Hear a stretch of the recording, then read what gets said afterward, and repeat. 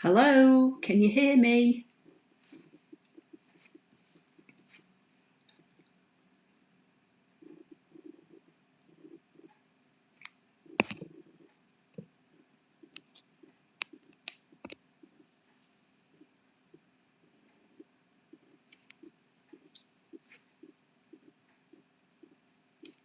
Okay, I can see that there are quite a few of you here already. So I'm just going to start saying hello in the hope that you can hear me. So I can see Caroline, Leslie, Rachel, Angel, Thea.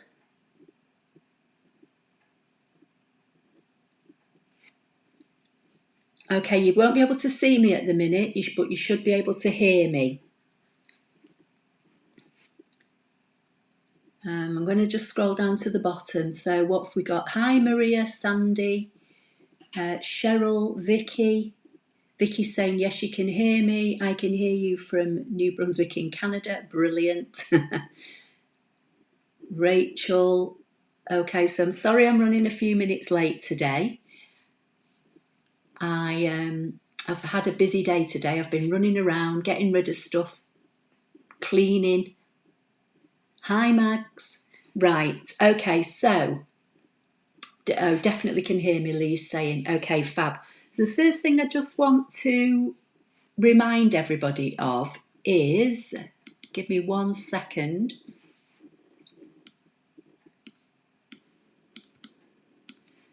So the card, hi Paul, Maria Rose, hi. So the card sketch for July is live on my blog, and I think I've only had one person send me a photograph so far, but it is open until the 25th of July. Hi Leslie.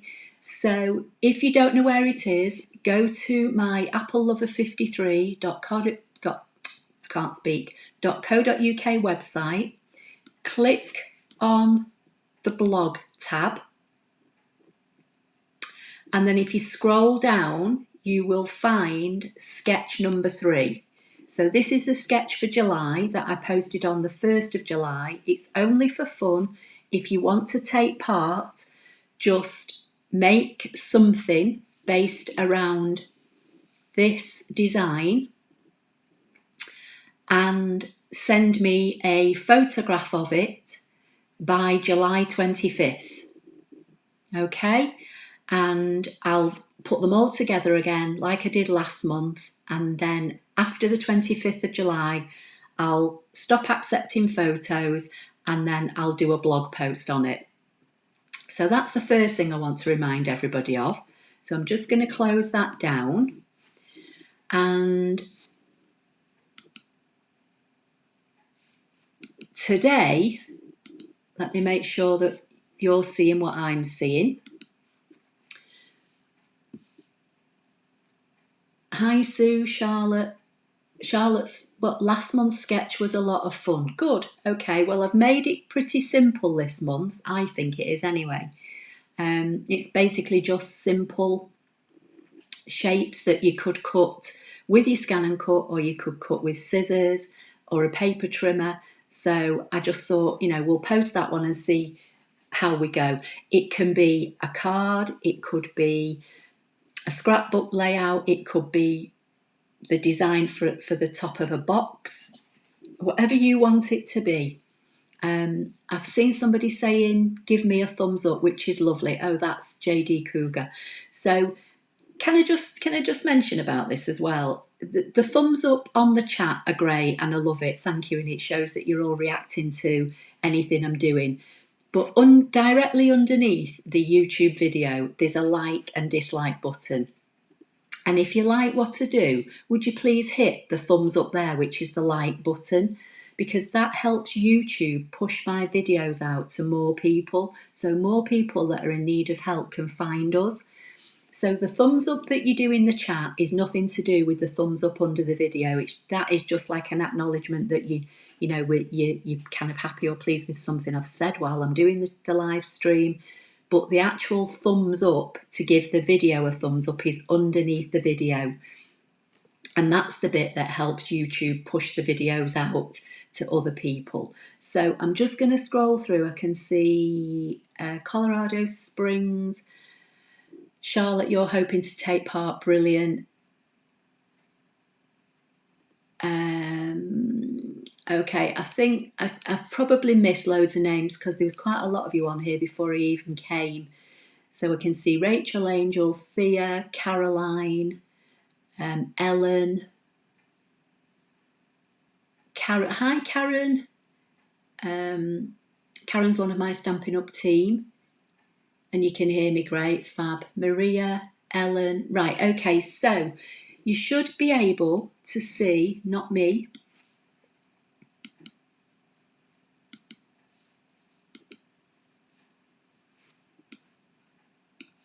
Hang on.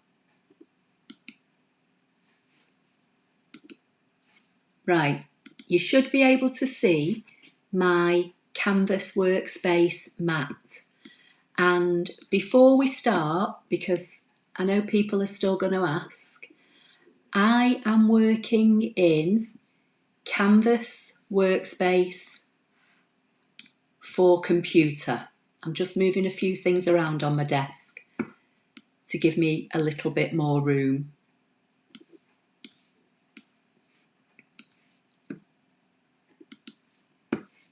Just checking that you can all still see. So, Canvas Workspace for computer, that's what I'm working in. And I'm going to be talking about the X and Y coordinates and how we can use them for crafting. Now, basically, X and Y coordinates are found under the edit icon, which is the second icon down on the right-hand side. And if you go on YouTube and you type in XY coordinates, you'll find all sorts of videos explaining what they are. But basically, it's where lines intersect. I mean, I'm not clever. I'm not, good at geometry and all that kind of stuff.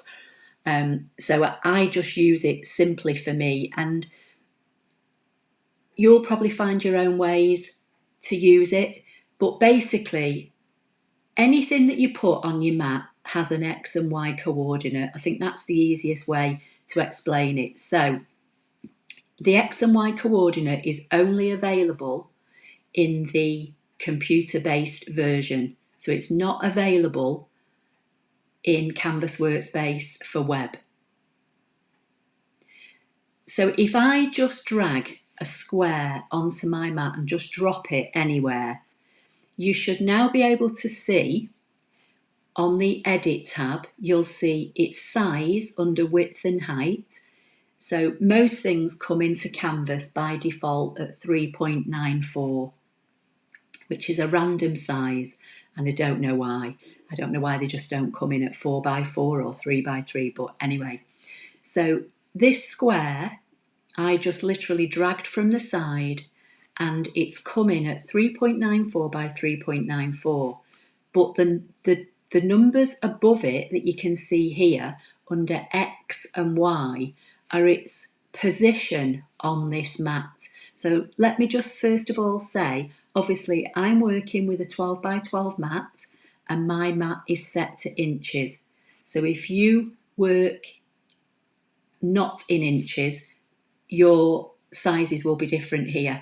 And to change your mat, if you come to the bottom icon, which is the artboard, this is where you can choose to use a 12 by 12 or a 12 by 20 format, just in case you knew. And this is where you can change it to inches or millimetres, and I work in inches. So I'm just going to go back to edit. So as I say, this square I can move anywhere around on my map, just dragging it around. And if you look at the X and Y coordinates, they're moving. And then if I just let it go, you'll see that it's positioned on the X at 2.31. So this is like 2.31 inches here. And it's positioned at 4.20 on the Y, which is the vertical. So the X is the horizontal and the Y is the vertical. And if you look at my mat, as I say, my mat's set in inches. So this grid is inch by inch squares. So if you count it down from the top, you've got 1, 2, 3, 4, and it's just going into the next square. So 4.20. So that's its position, and positioned at 1, 2, and at 3.1 in the 3rd inch box. Can somebody not see? I've just seen a comment that says the screen is very good for me. So Karen's saying the screen's blurry. Okay, well, I'm watching it. Well, this program that I use, I can see it on the screen as well. And I also have your comments as well as coming up within the program I use. I also have my phone on and it doesn't look blurry to me. So maybe, Karen, go out and come back in again, or maybe refresh your screen. Maybe it's your internet connection, I'm not sure. Leslie's saying it's fine for you as well. Yeah, as I say, I can see it on my computer screen as well as what I'm showing you, and I can also see it on my phone. Yeah, everyone's saying it seems to be fine. So maybe, Karen, as I say, go out, come back in, or maybe refresh, or hopefully it'll be recorded. If it's still causing you a problem, watch the recorded version later on, because sometimes if you're having internet problems, when you watch it back as a replay, you can see it better.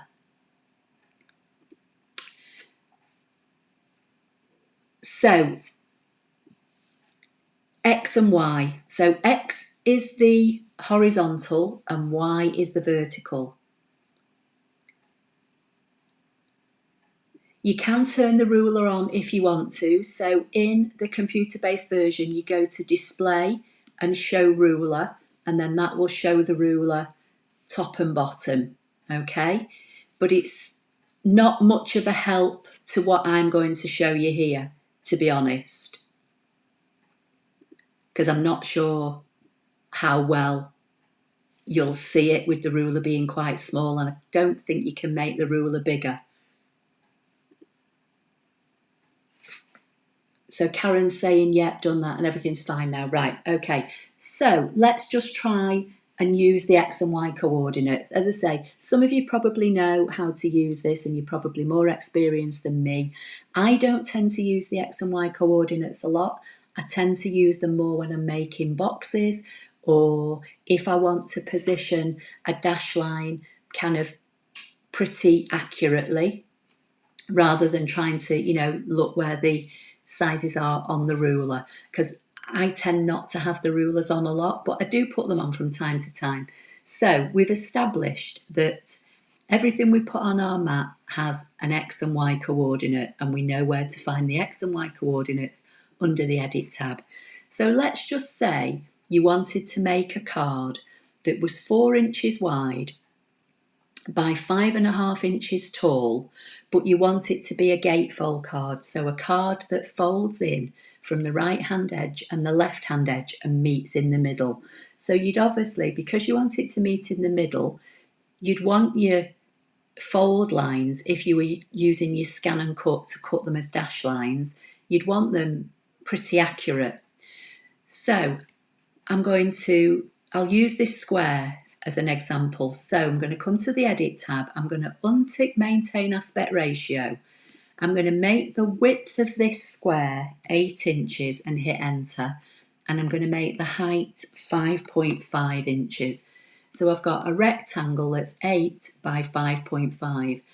And I want to say fold the right hand edge into the middle and the left hand edge into the middle, so that when both these sides come in, it would give me a finished size of 4 by 5.5. So this is how I do it. As I say, you may find your own way. It is, I've just noticed that Vicky's saying it's far from the edge of the mat. It is, I don't know why they don't put it actually on the mat, but anyway. So let's use the X and Y coordinates to get started. So this rectangle at the moment is positioned at 1.22 inches on the X, so that's here, and 1.45 inches on the Y, so that's down here. So if I go to X and type 0 and hit enter, it moves the edge of my rectangle over onto the 0 axis, which is along here. Then if I go under Y and highlight this number and put 0 and type enter, it now puts the top of the line on the Y-axis. So this is now exactly positioned at 0, 0. So if I come to the path icon and left click once on the page, and I'm just going to hold my shift key down and I'm not touching anything on my mouse, I'm just going to drag the mouse down to give me a straight line, and then I'm going to left double click to anchor this line, and while it's anchored I'm going to change it up here to a dash line. Now I know that the height of this imaginary card is 5.5 inches, so with it selected I'm going to make sure that the height is 5.5, and it looks as though I've actually got that spot on. So let me click off it and click on it again. I don't believe that. I drew a line exactly 5.5 inches long. So to make this a gatefold card, we're going to have to put dash lines in at 2 inches and at 6 inches, or basically 2 inches from the left and 2 inches from the right hand edge. Okay.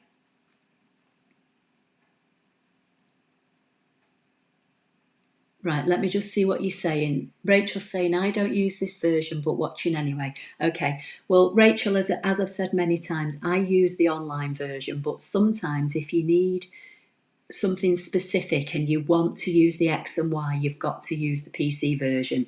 And I think this was mentioned in a Sunday Live a few weeks ago, and I said that I would cover it.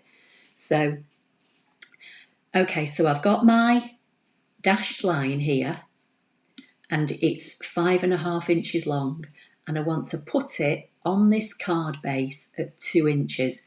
So the first thing I'm going to do is, bearing in mind that the Y-axis is the vertical axis, I'm going to change the Y to 0, and that puts the top of the dash line on the 0 Y-axis, which in this case is the top of my card. And then in the X-axis, I'm going to say 2, and it's going to move that dash line exactly into position at 2 inches, based on this card being 8 inches wide.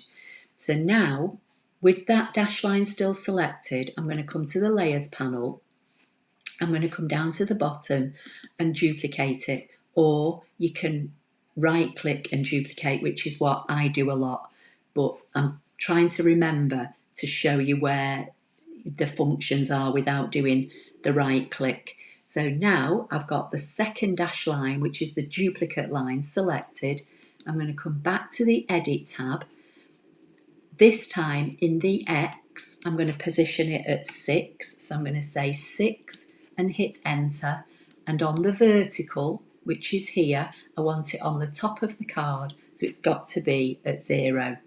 So now when I click away, I've now got myself an 8 by 5.5 inch card with fold dash lines positioned at 2 and 6. So when these are folded into the middle from the left and the right, this finished card will be 4 by 5.5, and it will be what they call a gatefold card. So if you're card makers, you'll know what I'm talking about.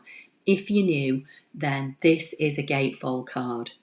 So, am I missing anything? Let me come back and see what people are saying. Charlotte's saying you can move the mat around and get the ruler showing on the mat anywhere you want. Okay, so yeah, I'm with that. So you can shuffle it along. I see what you mean, but it's still a bit of a faff, isn't it? I know what you're saying, Charlotte. Right, so have I missed anything? Let me come back. Can you turn the ruler on? I've done that. Everything is fine. Yeah, everyone seems to be okay with that so far.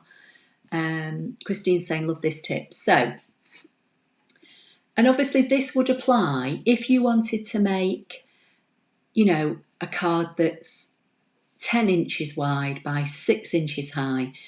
You just work out where you want your dash lines to go and use your X and Y coordinates. Leslie's saying this is so helpful. Hi, Alison. I'm just going to have a quick drink. So has anybody got any questions before we move on? Because I'm going to show, or I'm going to attempt to show, how to make a very, very simple box.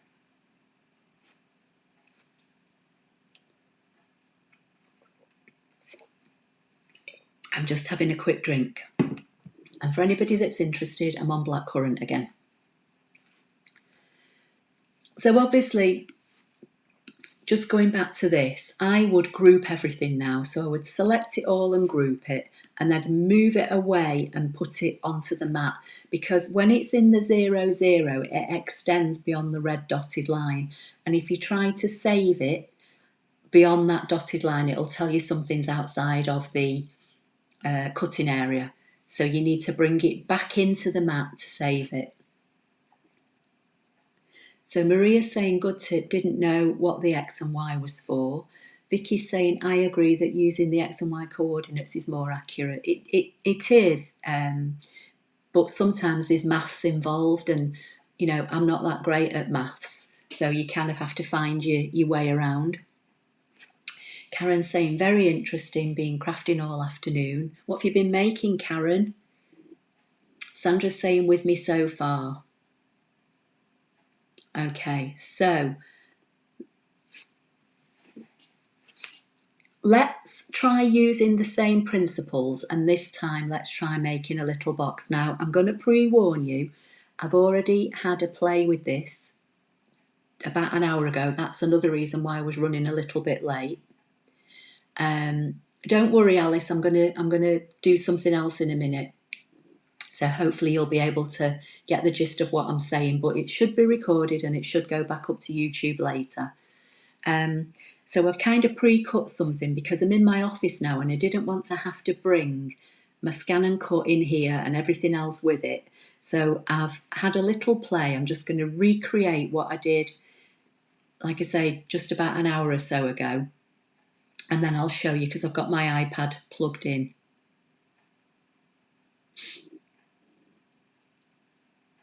Alice is saying, do you see my name? Yes, Alice, when you make a comment, I can see your name. So your first one said, I'm lost but we'll catch up. And then your second comment, Alice, has said, do you see my name? So yes, I do. I do see your name. I see everybody's name. Vicky's saying your maths is fine. It really isn't, honestly. Okay, so that's just dead simple in its simple basic form. I'm going to delete that, and now I'm going to try and make a little box. Again, I'm just going to keep it really, really, really simple. I'm not going into any great detail with regard to box making. I'm just going to try and do a simple 2x2 box. So the first thing I'm going to do is come to the basic shapes and I'm going to drag on a square.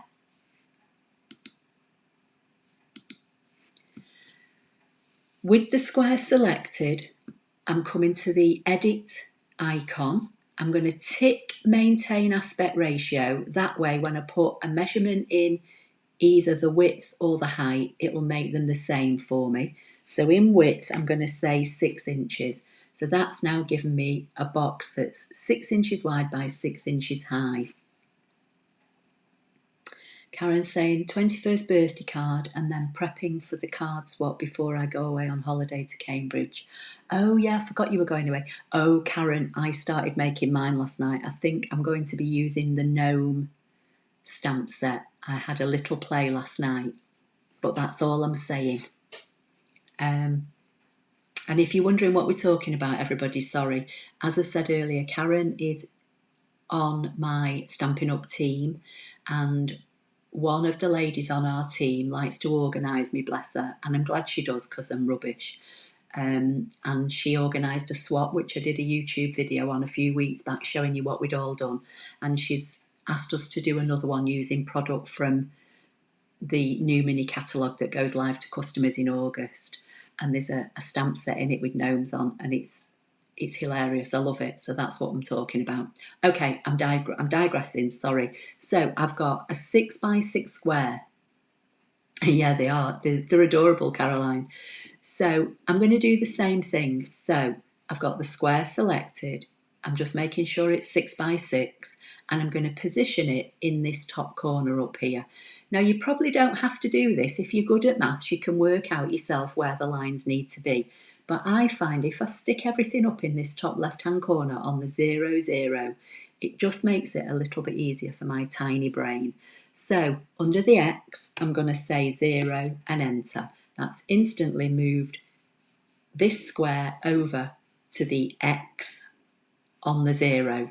Then under Y, I'm going to change it to 0, and it's now going to put it to the top of the page. Okay, so I've got a 6x6 square that is positioned exactly on 0, 0. And bearing in mind that each one of these squares you can see is an inch. So this would be 1 inch, 2 inch, 3 inch, etc. 1, 2, 3, etc. Okay, so I want my box to be 2 by 2, so 2 inches wide, 2 inches high, and 2 inches deep.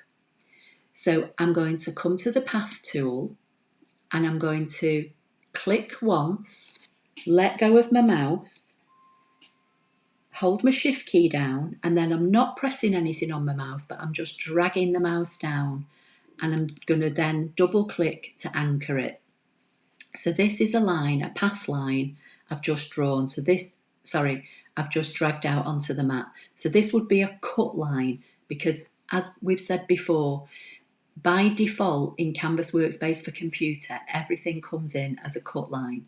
But I want these lines that I'm going to put in now to be dashed fold lines. So with it selected, the first thing I'm going to do before I forget is change it to a dash line, and I'm just going to choose the third one down. Then I'm going to come over here on the Edit tab, and you can see the height is 5.37, but I want it to be 6 because that's the size of my box. So I'm just going to highlight that number, change it to 6 and enter. Now, I want to position my first score line on 2 inches. So under the X, I'm going to type 2 and hit enter. And straight away, it goes to where it should do. But I've just noticed that it's not changed its size. So sometimes this happens when you're in Canvas Workspace, especially when you're using a path line, so a line that's got no width. So if I untick maintain aspect ratio, come back to height, say 6 and enter, it should now make my dash line 6 inches. It's positioned at the 2 inch space on this 6x6 imaginary piece of card, and under the Y I'm going to position it at 0. Right, let me come back because I can see lots of comments and I'm not sure what's going on.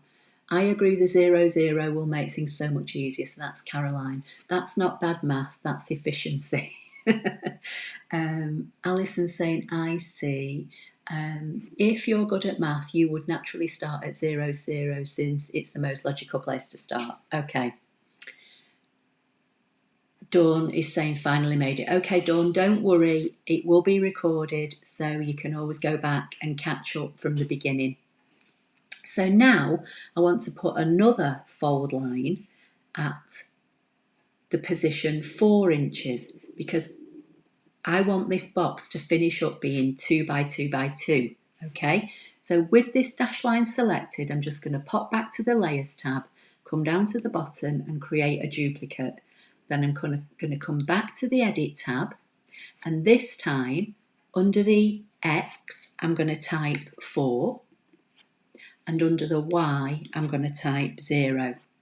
So I've now got 2 fold lines positioned at 2 inches and 4 inches of my 6 by 6 piece of card.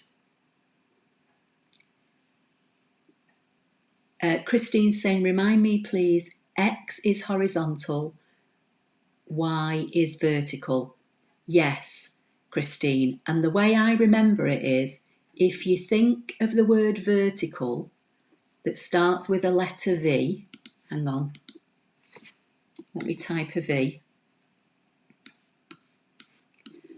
And if you put a tail on it, that would make it a Y. Does that make sense? So V, you can turn a V into a Y, so that gives it the Y axis. That's probably confused you even more, but that's how I try to remember it. But if all else fails, when you've got something selected, if you do it wrong, just swap your coordinates in your X and Y. Knowing that will save a lot of frustration. I mean, knowing you have to untick the aspect ratio on a... Yes, I only discovered it recently, Vicky. I think it only happens in the computer-based version. I've not noticed it happen to me when I use Canvas online. That's what I do. Yes, thank you. Try doing this with touchpad. Given up. You have to use a mouse. I don't think it's that easy to do it with an iPad or something, Leslie. I think you'd probably be better using a computer. Okay, right. So let's draw another line. So I'm going to come to the path icon. I'm going to left click once, drag a straight line out, double click to anchor it. I'm going to make it 6 inches under the width on the edit tab, and you can see it's 0, it's just a line. While it's selected, I'm going to change it to a dash line straight away. And then under the X, I'm going to position it because I want this end to line up on this line. So this line here. So I'm going to position this at 0, I think. Yeah, so that's moved it over. And then under the Y, I'm going to say 2. So I've now got 2 vertical lines, one at 2, one at 4, and I've got a horizontal line positioned at 2. I'm going to come to the Layers tab and duplicate it and come back to the Edit tab.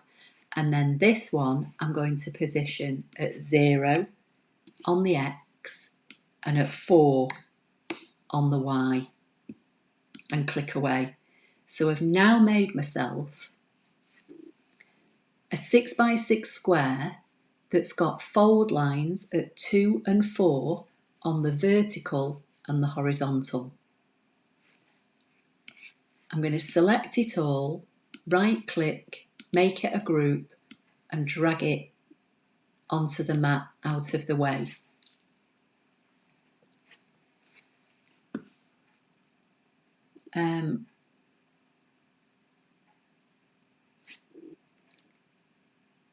Caroline's just said don't forget dashes.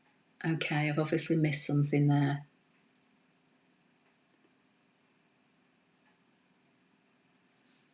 Okay, so is everybody with this so far? I'm just going to have another quick drink while I make sure that you're all okay.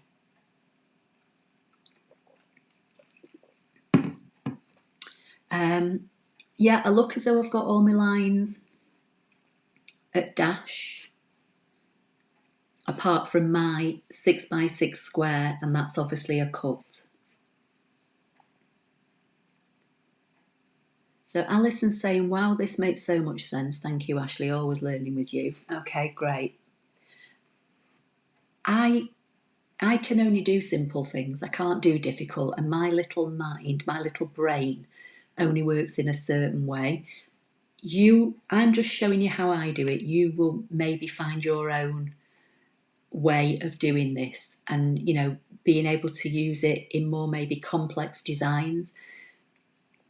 But this is just a kind of simple introduction to it because I know we discussed it a few weeks ago and somebody asked if I would cover X and Y. So that's what I'm trying to show you how to do. So I've shown you how to do it for, say, a card, to make a gatefold card. And now I'm just going to keep it even super simple and show you how to make a little box.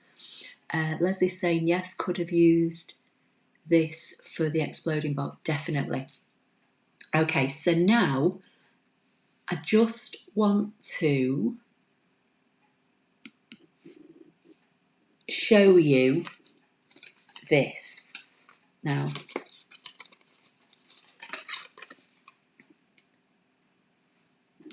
you can see this, can't you? So, this square started off as the 6x6 that you can see on my screen. I know it looks a bit odd because I've chopped bits off it, but bear with me. So, this was 6x6.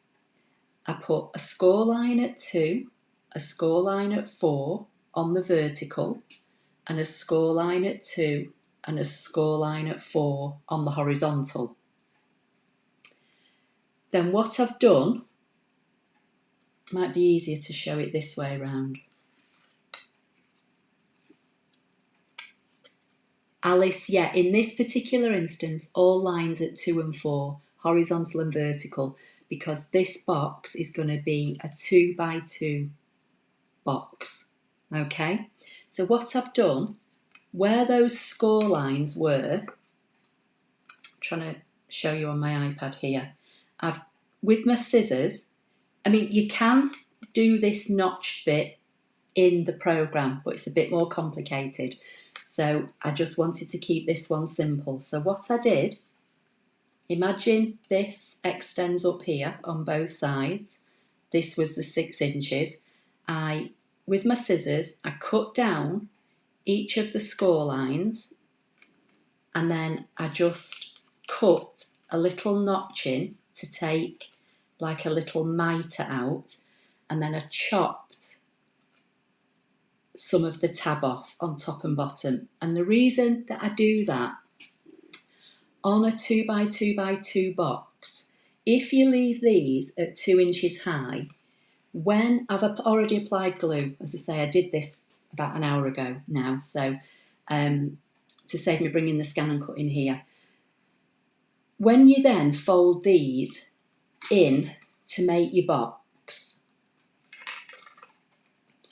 if you leave these tabs at 2 inches, just show you what I'm doing.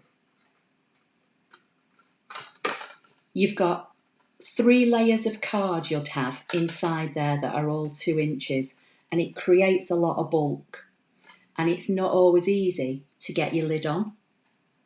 So I just cut a bit of the bulk away on the tabs, okay, and the tabs are the outside boxes. So let's come back here. So the tabs are these boxes here, the outside boxes. So I use my scissors and I cut down here up to that horizontal dash line, here and here, and then I cut up here and here. Didn't touch these at all. And then with my scissors, I just cut from here on an angle here and took a slither out. Okay, and that's what helps me make the tabs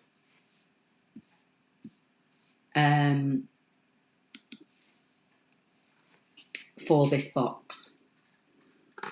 Obviously, I've only got a tiny little bit of glue on each of the tab. If I was doing this properly, I'd use wet glue and stick it properly, so that's why it's gaping a little bit there. But this box is now 2x2x2x2x2 high, okay?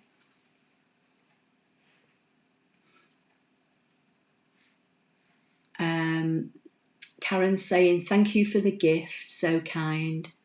We'll be taking them on holiday. Oh, you're welcome, Karen. Patty's saying, I'm late, we'll catch up later. No worries. Leslie's saying, could have these pre-cut and ready for Christmas tree. Definitely. So now I'm going to attempt, well, I've done it and hopefully it does fit. I'm going to show you how to make a lid. Now, you don't want to make a lid that's 2 inches deep. Well, you might do, but to me, a lid, you know, you want to kind of come round here, not another one of these going over so it comes right to the bottom. So the way I've done this earlier, is I'm saying that I want an inch to come down here for the lid. So I want 1 inch, 2 inches across here, because that's the size of the box, so that's 3, and then an inch down, so that's 4. And it's got to be a square, so my base for my lid now, not my base, sorry, my piece of card for my lid needs to be 4 by 4. So let me go back to Canvas. It would be relatively simple to put in the cut lines. Yeah, it's easy enough to put the cut lines in. You can also use a triangle and make like wedges, but I just found doing it this way was pretty simple because you can follow the dash lines for where your scissors are, if that makes sense. You know, you can use your scissors to follow the dash lines. So Rachel's saying, got one more birthday card, then on to Christmas. Oh no, Rachel, I'm not doing Christmas until at least September. But as I say, because of my team swap, they want us to use product from the new holiday catalogue. So that's why I've been playing with the gnomes. Right, so let's come back to Canvas. I'm going to come to the basic shapes, drag on a square. And as I say, I want my lid to come down the side of my box by 1 inch. We know that the box is 2 inches, so that gives us the 4 inches. So 1 inch here, 2 across and 1 inch. So 1 and 2 is 3 and 1 is 4. So this needs to be 4 inches. So with it selected, under the Edit tab, I'm going to tick Maintain Aspect Ratio and just change the width to 4, and it will make my height 4. Now I'm going to do the same thing. I'm going to come to the X and Y coordinates and I'm going to position it to 0 and 0.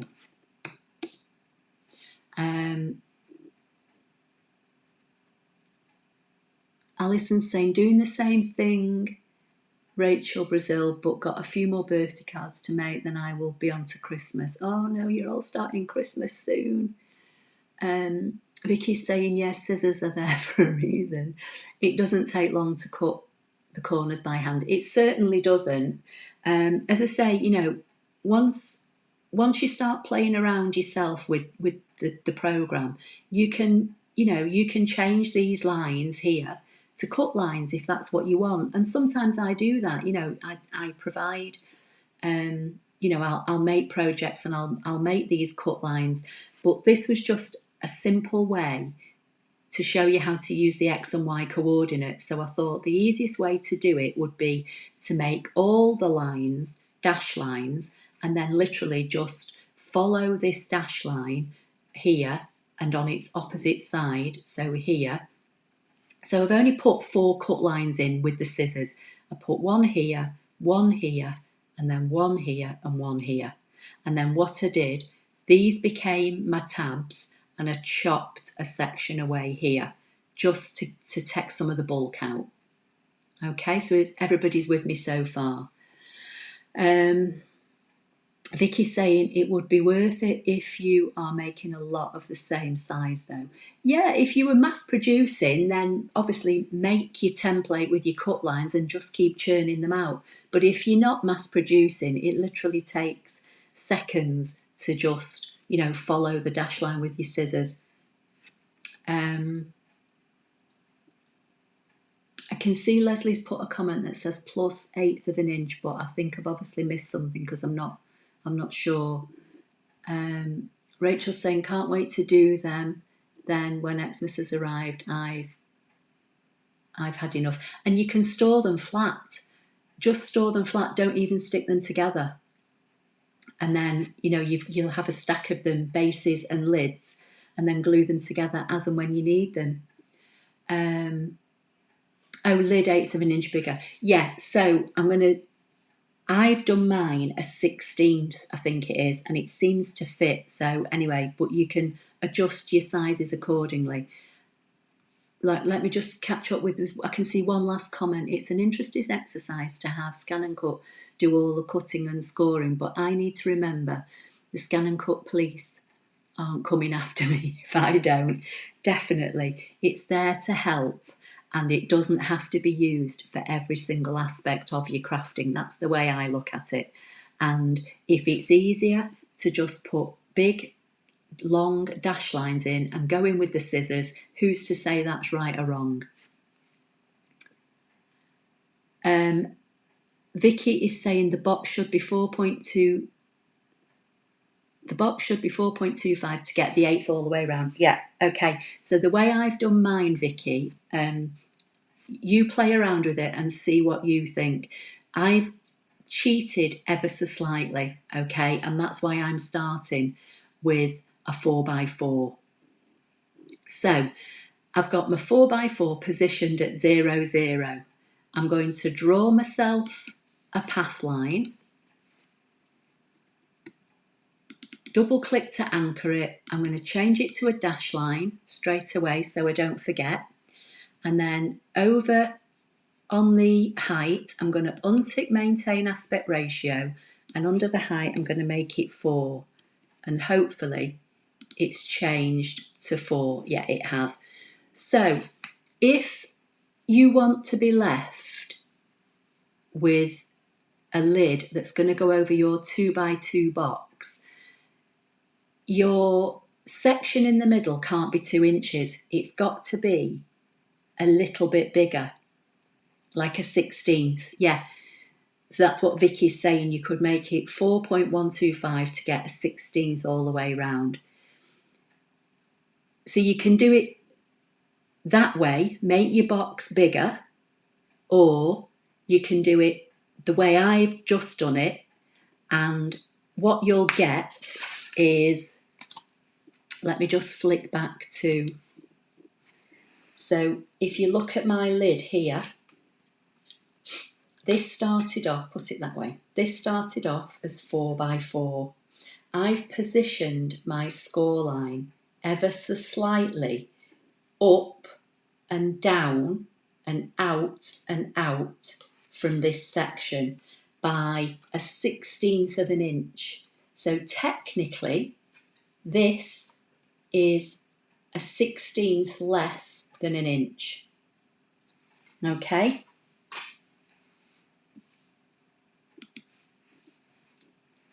So as with everything, there's different ways of doing different things, and it's exactly how you want to work it out for you. And in the past, I have done what Vicky said, made the base bigger and then tried to position the lines. But for this one, this is how I'm doing it, okay? So I've got my 4-inch dash line. I'm going to take a 16th off its position on the left and the right. But remembering that I've got to split that because I'm putting 2 lines in. So this dash line on the Y, I'm going to position it at 0. So that's on the top. And then instead of positioning it on the inch mark, I'm going to position it at 0.97. Okay. And because I don't do maths and I can't be bothered trying to work out where the next one would be, I'm going to select everything, hold my shift key down, and I'm going to rotate it. I'm going to come to the layers tab. I'm going to find my dash line. I'm going to duplicate it. I'm going to come back to the edit tab. I'm going to position the duplicate at 0 and under the X at 0.97. Okay. And then I'm going to do the same thing on the horizontal. So I'm going to choose a line, a path line, draw my line out, make it 4 inches wide, change it to a dash line. I'm going to position it at,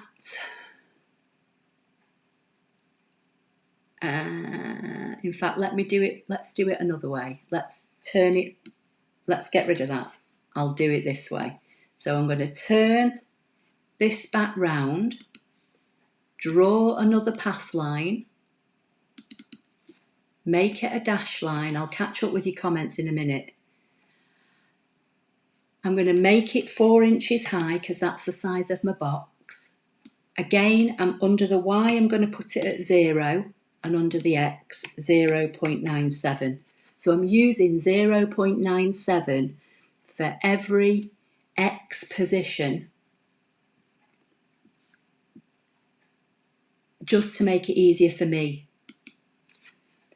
I'm going to select everything, hold my Shift key down, rotate it, and do exactly the same thing. So I'm going to come to the Layers tab and try and find that vertical line. I'm going to duplicate it, come back to the Edit tab, under the Y, say 0, and under the X, 0.97.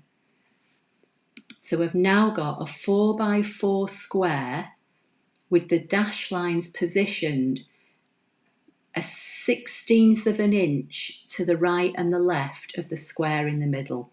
I'm going to select all this and right click and group it, and I'm going to zoom in. I'm going to get a square. I'm going to make this square 2 inches.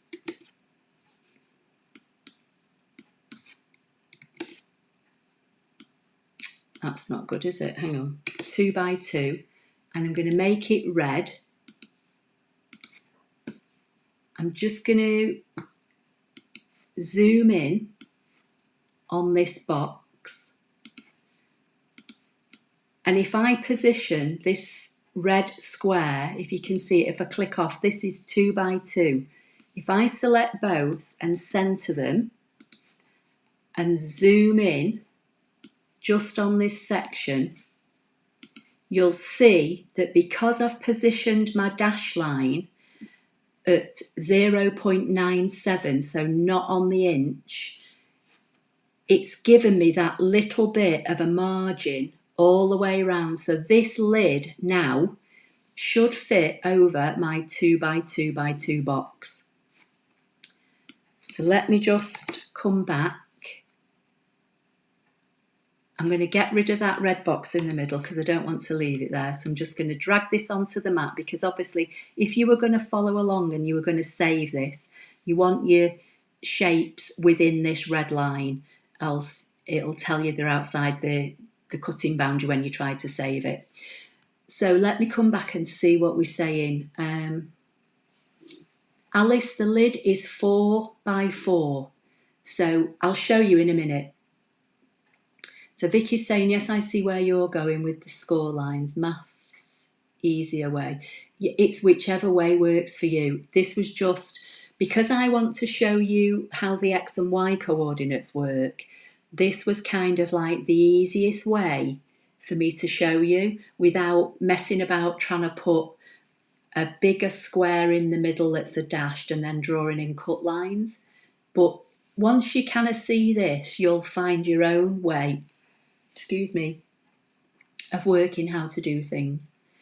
And Vicky's put, and you say you're not clever. I'm not, honestly.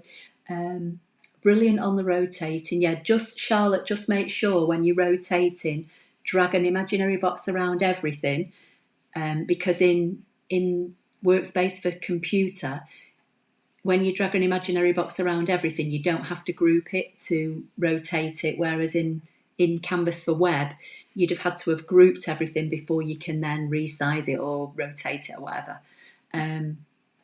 So Patty's saying, wow, love it. Yeah, 0.94, I understand, Vicky, is closer to a 1/16, you're dead right. But this was just kind of like the measurement that I came up with, and I'm going to show you in a minute.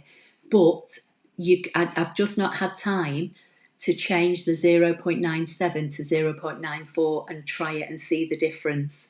But I'm going to show you the lid in a minute and you'll see it fits. Rachel's saying brain hurts, but very interesting, very clever. Not really. Right, so let's flick back to the iPad. So there's the 2 by 2 by 2 box that I stuck together.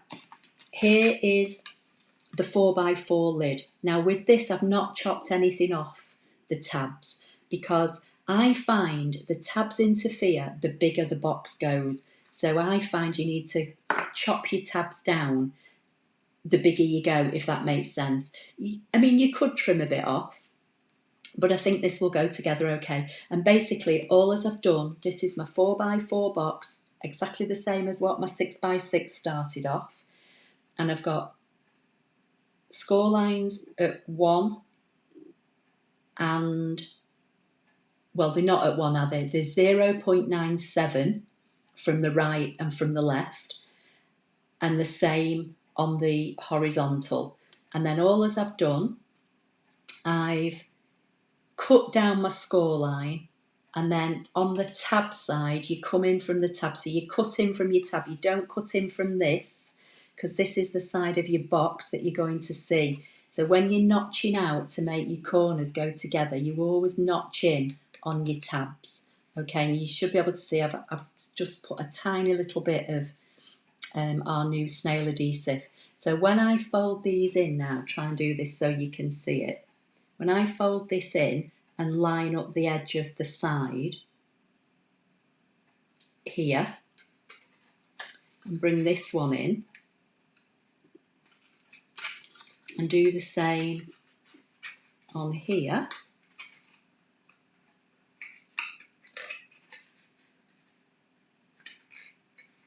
so this is now 1 by 2 by 1, and this is 2 by 2.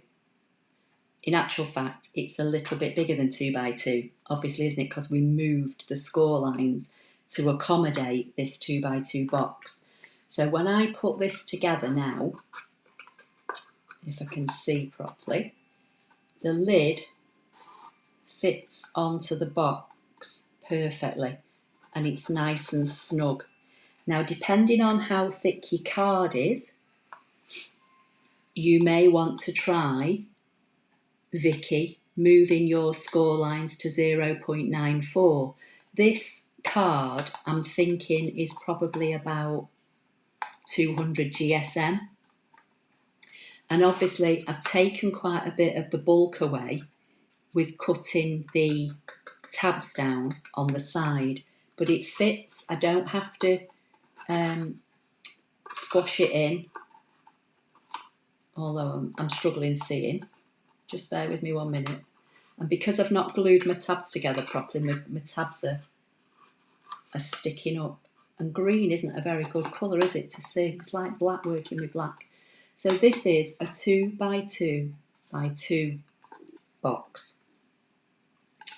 So you could make these, store them flat, and put them away.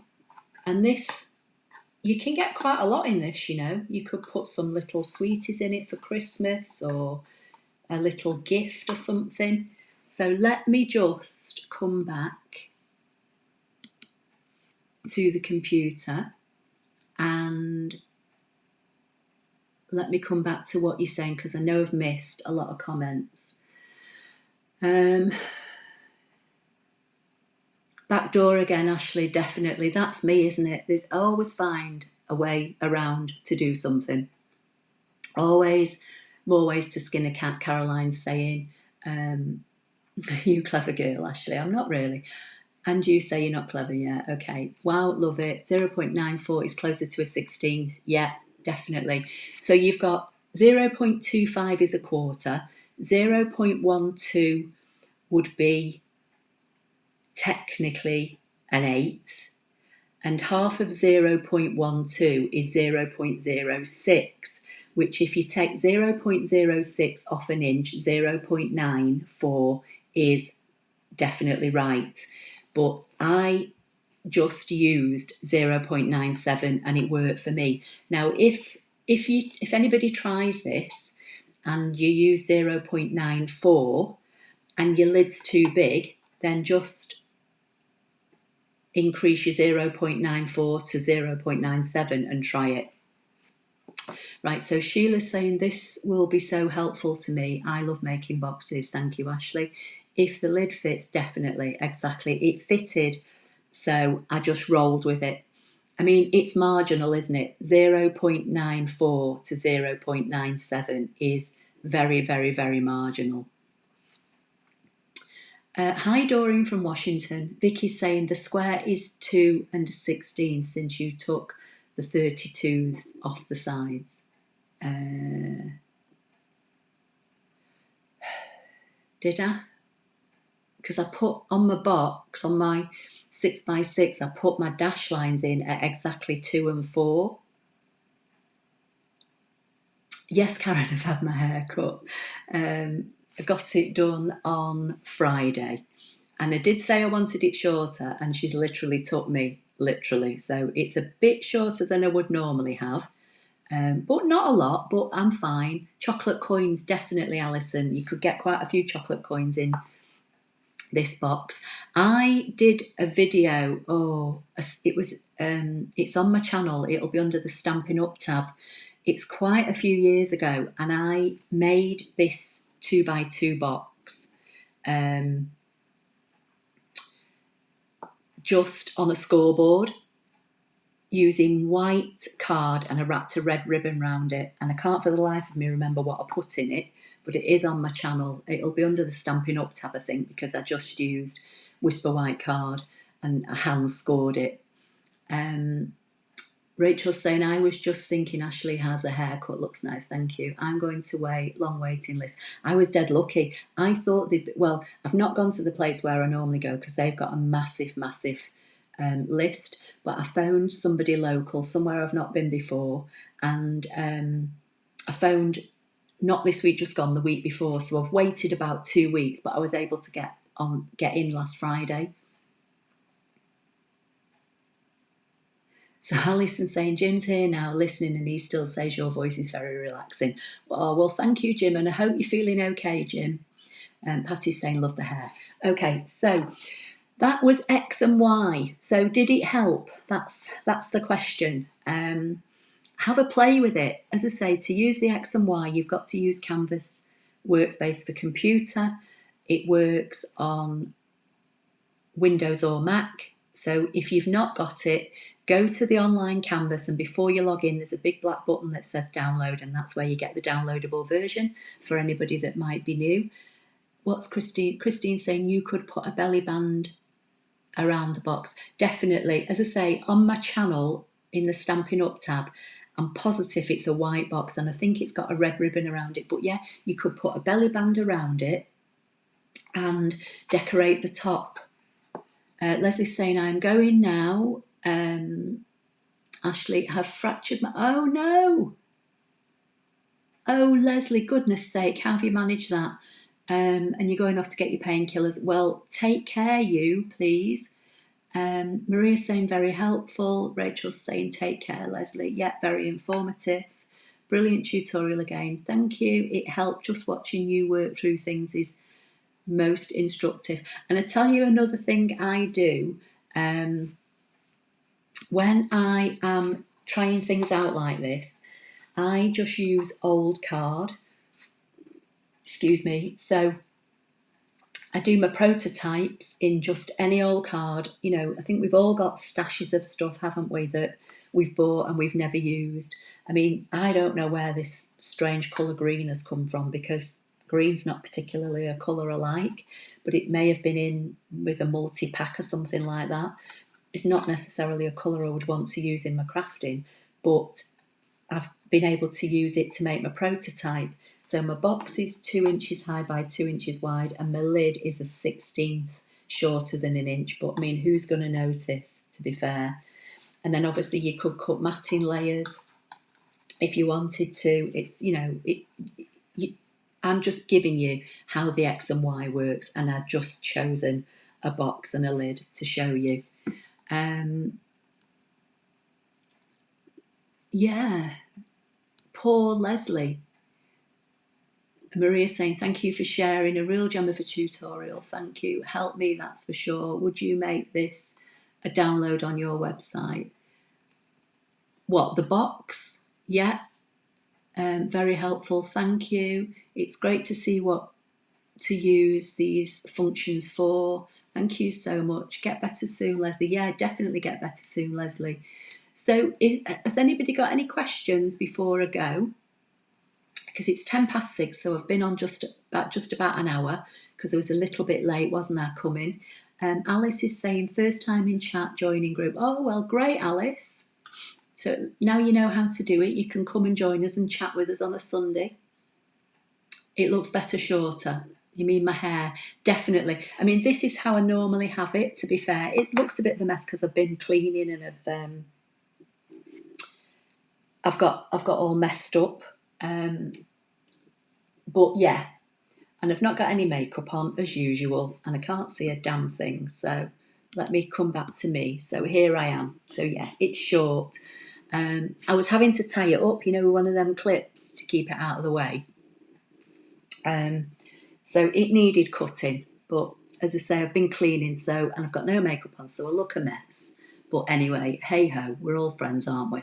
No one's going to judge me, are you? So thank you, Ashley. Have a relaxing evening. Same to you, Rachel. Yeah, really sorry to hear that you've done that, Leslie. But hopefully your painkillers will kick in and you'll start to feel a little bit better. JD Cougar saying, thanks for all the great information and fun time with everybody. Be sure to use the like button. Yeah, please hit that like button under the video. Because it does help. It honestly does help YouTube push the videos out to more people so that other people that need help can find it. Because I'm constantly getting messages saying, only just found your channel. And bearing in mind, I've been on YouTube now for 6 years or maybe longer. So all this is helping. Great live. Thank you. You're welcome, Alison. Rachel's saying, and always have lovely nails. Oh, don't talk to me about nails. Had to buy a gel kit. I usually have acrylic on my nails. I've had them on for years and I know it's not good. And this lockdown business forced me to having to take all the acrylic off my nails. So I bought a gel kit. So Hannah and I have been doing our own nails. Charlotte's saying, I have one off topic. Well, actually more than one. When you insert and remove the USB stick from the ScanNCut machine, is it best to insert and remove when the machine is off, or is that irrelevant?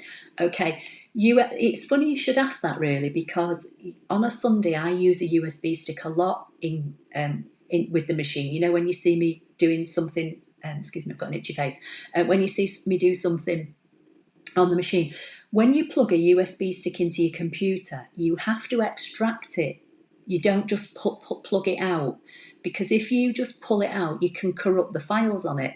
So when you're on your computer, you have to, on mine, you right click and it says, I think it says safely extract USB, and it'll say yes, and then you pull it out of, on a Mac, the USBs are in the back of your machine, you pull it out.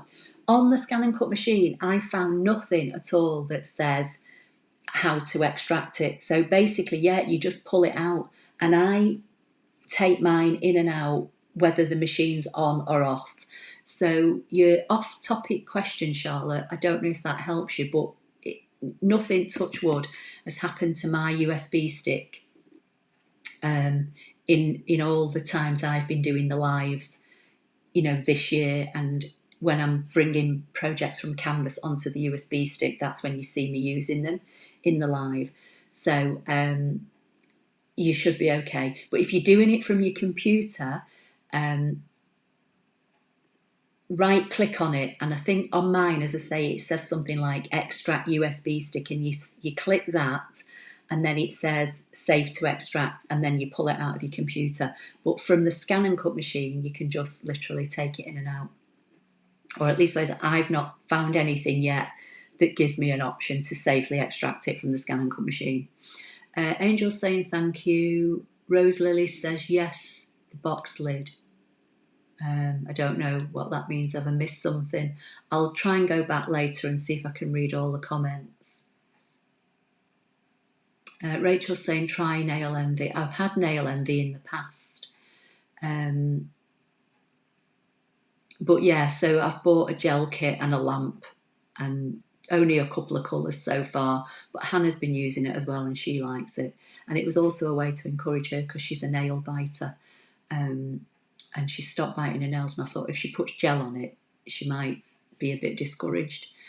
Vicky's saying eject USB. Okay, yeah. I know it's something like that. On my Mac, I think I just right click or something like that. Right, Charlotte's saying, right, that's what prompted my question finally. Okay, so you're okay with that, Charlotte, yeah?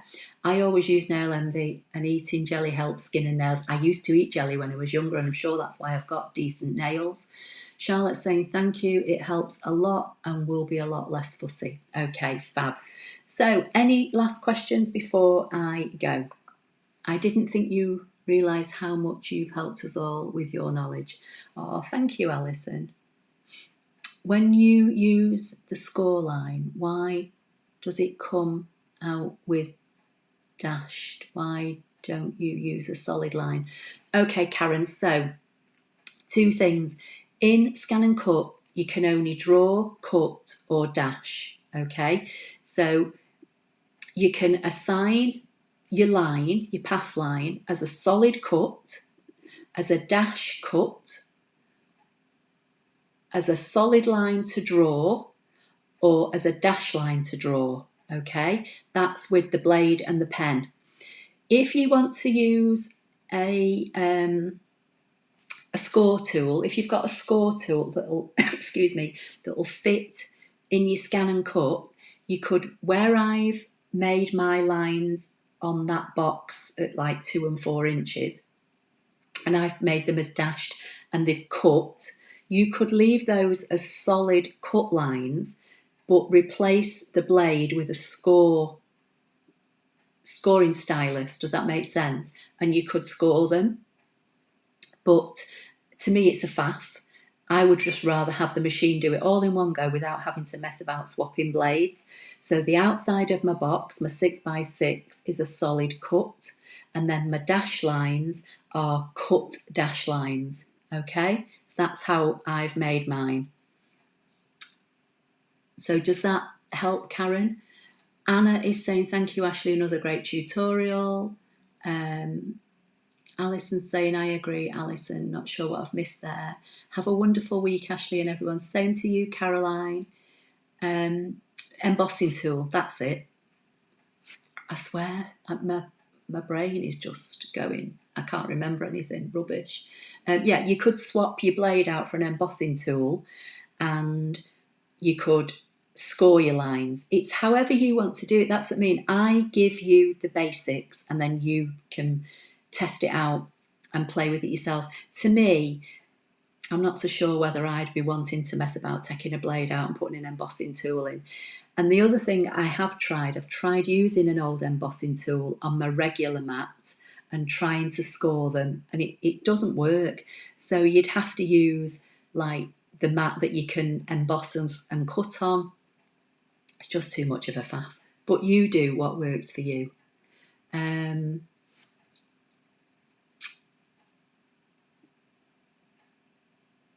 Rose Lily's saying, put box and lid as a download on your website. Okay. Ellen is saying, thanks, Leslie, another great video. Vicky saying, you have to make them draw lines, and that's it. You make them draw lines and use the scoring tool, correct. But yeah, see, I still find that a faff, because you've got to take your blade out and put, anyway, whatever. You do whatever you do. The process of this video was more about the X and Y coordinates, not necessarily how I've used them as dash lines or whatever. It was to show you how to position them, and I wanted to be able to make something to show you how I've positioned them, so hence the box. What have we got now? If you leave them as cut lines, the machine won't stop to change the blade. That's right. So you'd make your dash lines draw lines, so then it would stop, and then you just, instead of putting a pen in, you'd put your scoring stylus in, and then, yeah, I'm with you. Alice has put, is embossing kit something I should invest in? I've not got it yet. It's something that I was going to get and I've just never got round to. To be fair, I probably wouldn't use it that much, and I think that's why I've kept putting it off. I prefer embossing folders, that you run through like a Sizex, or I've got a snap machine, you put them inside plates with a piece of card in and send it through your machine. I think you get a far better what we're looking for, embossed detail with like a hand crank or a mechanical embossing, you know, one you use with folders. So the embossing tool kind of doesn't do it for me. The piercing tool I love. I would definitely invest in that, but I think that's why I keep getting put off the embossing tool. So if you've got a wish list, Alice, maybe the embossing kit wouldn't be high on my wish list, let's put it that way. Right, Alison's saying, take care everyone, stay safe, night night. Yeah, same to you, Alison, and Jim, hope he's okay. It works if you have a thicker card, not so much on thin paper. Yeah, okay. I've tried it. I did try it actually. I think I've thrown the scraps away because I think that was something I was going to do in a Sunday, and I just didn't like the effect of making them draw lines and using an embossing stylus. And I did try a stylus with a couple of different size ends, and I wasn't impressed with it. So I mean, if I'm going to do it that way, I'd rather just hand score it on my Simply scoreboard, you know, my Stampin' Up board, put a piece of card in and just, you know, score it that way. Alice is saying, thank you for your honesty. I truly love your spirit. Well, you know, I'm a crafter. I mean, I know I'm a Stampin' Up demonstrator and, you know, I sell Stampin' Up products if people want to buy them. But at the end of the day, I'm a crafter. And I'm not one of these, you know, I've said it before, I'm not one of these Stampin' Up demonstrators that feels the need to have every colour cardstock and every colour ink pad and every stamp set. I'm just not. I buy what I like and I show you things that I'm making with the product that I like. And that is exactly the same with the ScanNCut. I like the pen tool. I think it's got its place. I like the piercing tool. I did a live on that, didn't I, several Sundays or months ago now. It was one of the earlier lockdown Sundays, and I love how that works.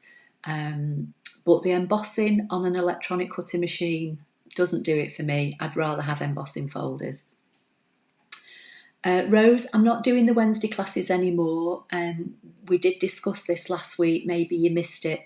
Basically what I'm doing at the moment, because lockdown is easing and I am back at work a few kind of afternoons a week, and Wednesday is one of them, and at the moment I work till 5, it's too much for me to come home from work and then come on and do a live when I've only literally probably had half an hour in the house. So what I'm doing the Sunday live at 5 UK time for anybody that's not in the UK.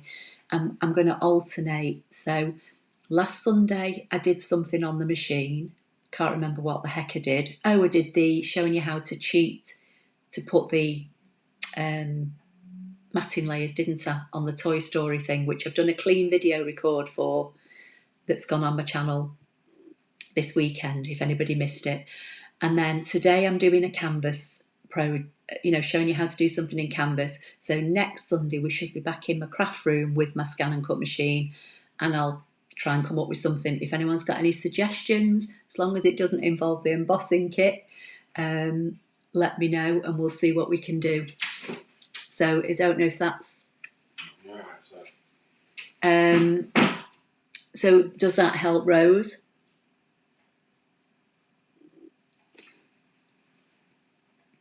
So Rachel's saying you get more satisfaction embossing yourself. I do. I mean, I've been buying some of the embossing folders that Stampin' Up do, and I've bought a couple off eBay, you know, some just simple ones. And I just love the effect that putting a piece of card in an embossing folder and sending it through, you know, some form of machine, die cut machine, or whatever. As I say, I have the Snap, I think, is it made by Craftwell? Just like a Sizzix, only in fact Sizzix might do an electronic one now. I'm really not sure, but you know, instead of like cranking a handle and it goes through, my Snap, you just put the plates in and press the button and it goes through. There'll be others out there. That's just the one I chose. But I just love the effect. I think you get a far more detailed and deep effect. Vicky's saying you have to increase the draw pressure if using a regular mat. Yeah, I know. I did play around with it, Vicky. I really did, but I just didn't get, what I thought was a decent result. So, but yeah, try it. People, try it. If that's what you want to do, try upping your pressure. I can't remember what I've got the auto blade, so I went into the settings and I upped the pressure manually, but I just didn't like how it looked. So Vicky's saying, I bought the kit thinking I would use it for score lines, but it comes with an add-on embossing mat that is only 8x8. Oh, right, okay. The piercing mat is 12x12, but it's very sticky. I don't know. But, if you've bought one kit, I wouldn't buy the piercing kit just to try and see if you can emboss on it. But for me personally, I would rather have the piercing kit than the embossing kit. Caroline's saying, love the Stampin' Up 3D embossing. Yeah, they're lovely, aren't they? Swirls and Curls was one of my absolute favourites, and it's retired, but I'm keeping it. I'm still using it. Dainty Diamonds is lovely. I've been playing with that this week. Anyway, that's going off topic, isn't it? That's Stampin' Up. That's my other business. Thanks, Ashley. Very informative. Take care. Bye, Sue. But something Ashley said last week prompted me to try using it for scoring on a regular mat. It works if you play with the pressure. Yeah. But that's what it's all about, isn't it? Playing.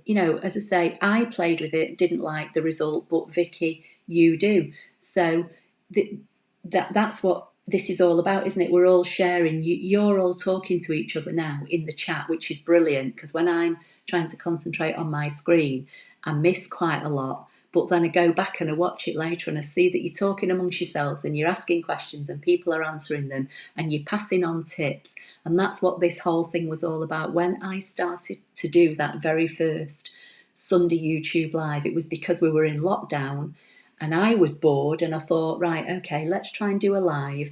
I know I've got a YouTube following. I knew people would come on. I didn't know how many. And that's how it's grown, and we're all here to help each other. And I kind of just share what I kind of know that I've worked out for me. And as I've said loads and loads of times, it's not the only way to do something. I'm not an expert at this. I'm not perfect. I'm really not. I even forget how to do stuff that I've done, and I have to go and watch my old videos. I just play with stuff. I'm not scared to fail. That's the thing. If you try it and it fails, it's a learning experience. That's the way to look at it. You've not failed. You've learned something in your failure. So, if you forget to make your dash lines on your card, you've left them as cut and it chops your card in half or whatever, that's a learning experience. You've made a mistake and you learn from it, and next time you think, oh yeah, I need to make them dash cut lines, not a solid cut line, and not cut my piece of card in half.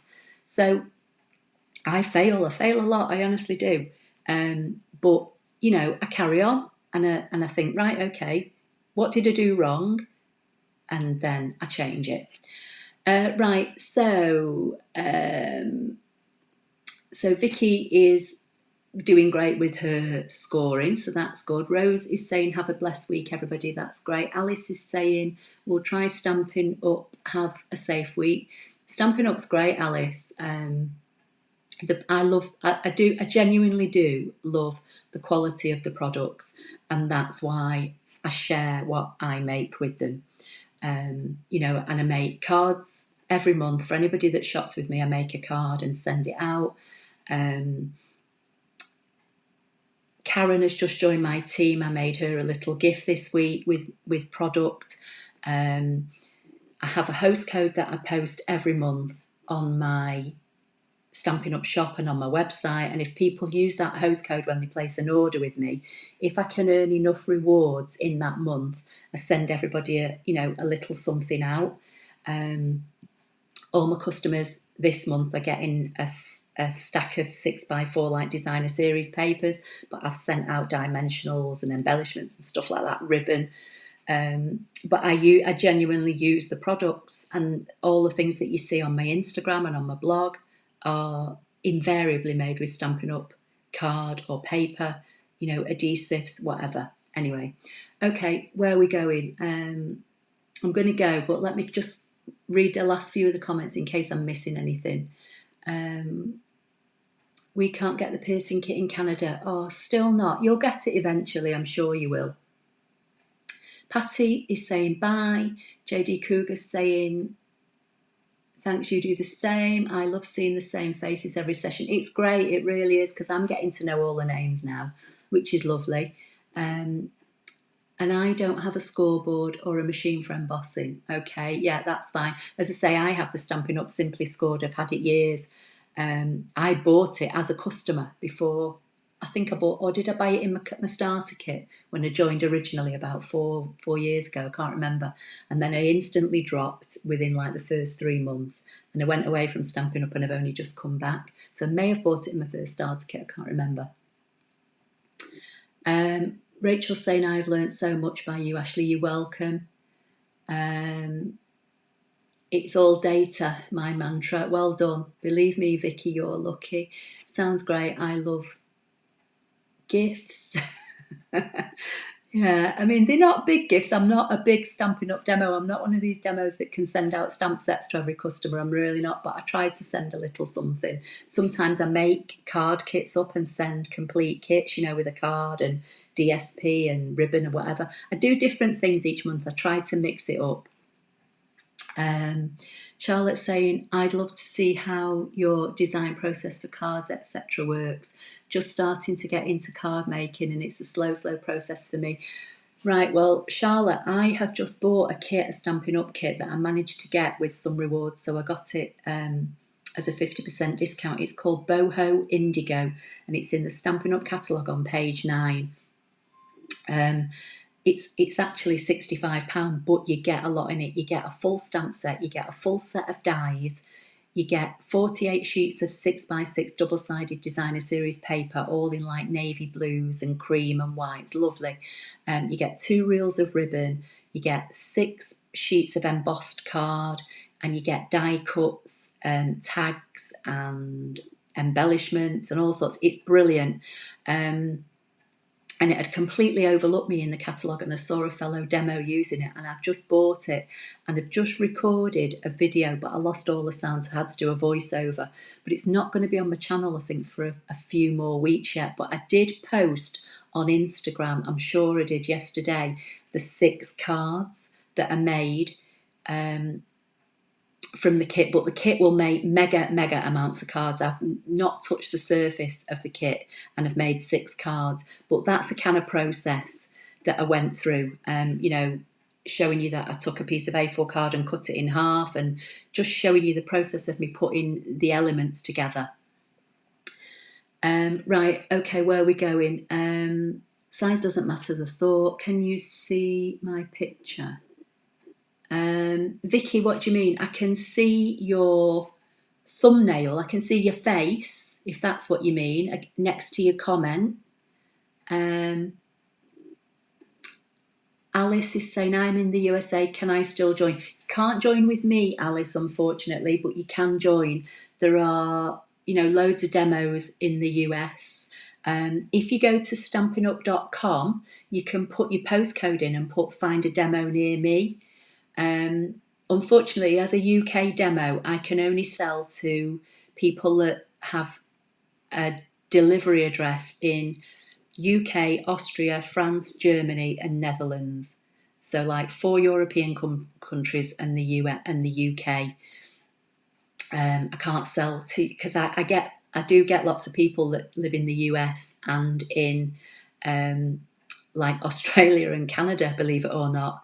And I think I even had a request from somebody in New Zealand wanted to buy from me, and unfortunately we can't. Charlotte's saying, excellent, I'm a little flummoxed about all the choices. I know it does get overwhelming, and to be fair, when I opened my kit, I was a little bit overwhelmed. And what I did, I went to the catalogue and it gave some samples. So for my first card, I kind of cased the catalogue, and then from there, I just got pulling bits out and embossing, and because there's a die set and the dies emboss as well as cut, I cut some of the vases out and the leaves and that kind of thing, and I just got playing and I made 6 cards in about 45 minutes. And as I say, if you look on Instagram, I'm sure I posted them yesterday. They're like navy blue and white. There's a set of 6. You'll see what I'm talking about. No thanks, I'll move. Fab, thank you. Join the team. Charlotte, I don't think, as I say, I've recorded it and I've edited it, but I don't think it's going to be up for a few weeks because I've got things already. Because as well as doing this, I have my regular Tuesday video that goes live every Tuesday morning, and I obviously record all those, and I have those scheduled in case, you know, things come up or I have to be somewhere else.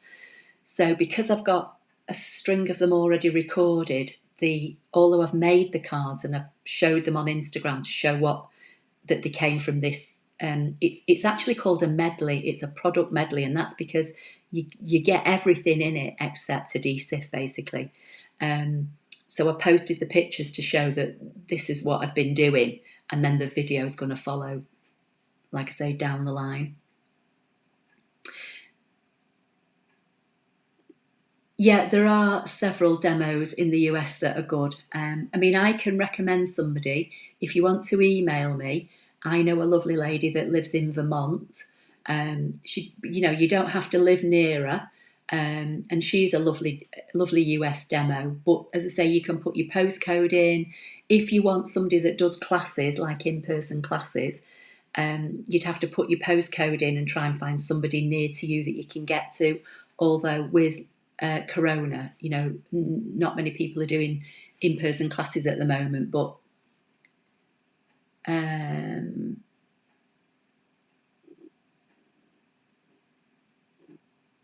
what else are we saying? So Alice is saying thank you. Pinterest for cards, yeah, definitely.